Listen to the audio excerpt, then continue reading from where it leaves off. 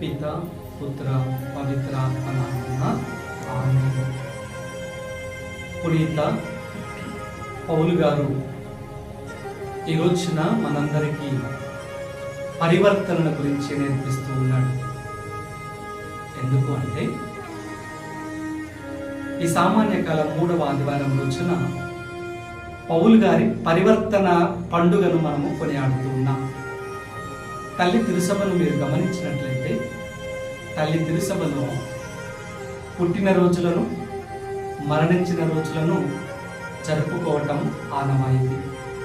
కానీ ఒకే ఒక్కరి యొక్క పరివర్తన గురించి తల్లి తిరుసభ పండుగగా కొనియాడుతూ ఉంది. అదే ఈనాటి సౌలు పరివర్తన పండుగ.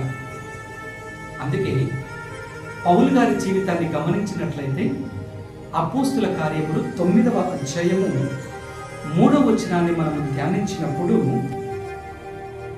ఒక వెలుగు అకస్మాత్తుగా తన చుట్టూ ప్రకాశించెను.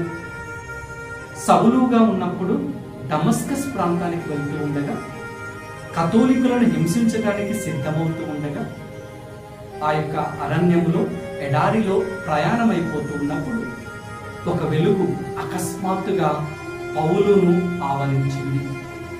సౌలు పౌలుగా మారుతున్నటువంటి గొప్ప నిదర్శనం. పౌలు క్రీస్తు ప్రభు యొక్క స్వరాన్ని వినటానికి ఒక గొప్ప ఆదర్శవంతమైనటువంటి సమయం. అందుకే పరివర్తనను తల్లి తిరుసభ పండుగగా కొనియాడుతుంది. సౌలు జీవితాన్ని పౌలు జీవితాన్ని గమనించినప్పుడు సౌలు ఏ విధంగా గొప్పవాడిగా ఉన్నాడో, పౌలుగా మారిన తర్వాత క్రీస్తులో చిన్నవాడిగా, క్రీస్తులో తగ్గించుకొని క్రీస్తుని మాత్రమే పరిచయం చేసే వ్యక్తిగా మారిపోతూ ఉన్నాడు.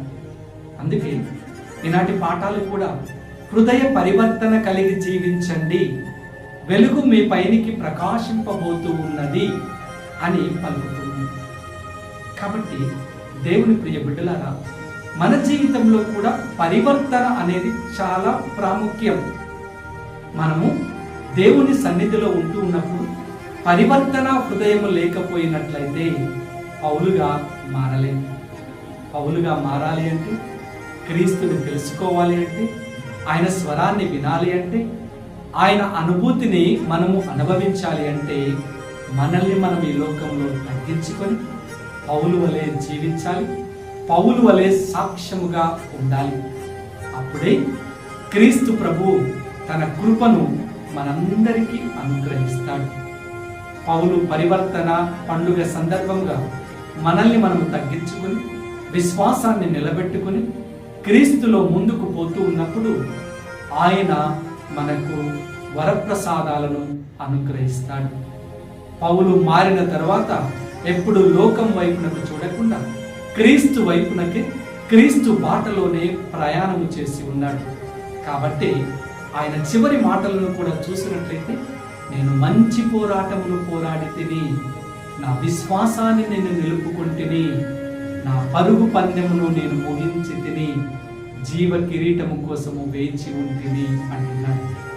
మన ఈ పోరాటంలో కూడా పరివర్తనలోనికి రావాలి అని, విశ్వాసాన్ని నిలుపుకోవాలి అని, మన పరుగును ముగించిన తర్వాత ఆ జీవ కిరీటం కోసం ఎదురు చూడమని పౌలు గారు మారి పరివర్తనలోనికి వచ్చి మనలందరినీ కూడా ప్రేరేపిస్తూ ఉన్నాడు. కాబట్టి ఈ పరిశుద్ధమైన సమయమున పౌలు గారి జీవితాన్ని ఒక్కసారి నెమరు వేసుకుంటూ, ఆయన పరివర్తన జీవితాన్ని నెమరు వేసుకుంటూ, నేను ఎంతవరకు పరివర్తనలోనికి వచ్చాను, క్రీస్తు బాటలో ప్రయాణం చేస్తున్నాను ఆలోచన చేస్తూ ముందుకు నడుద్దాం. క్రీస్తు వరప్రసాదాలతో నింపబడదాం. ఆమేన్.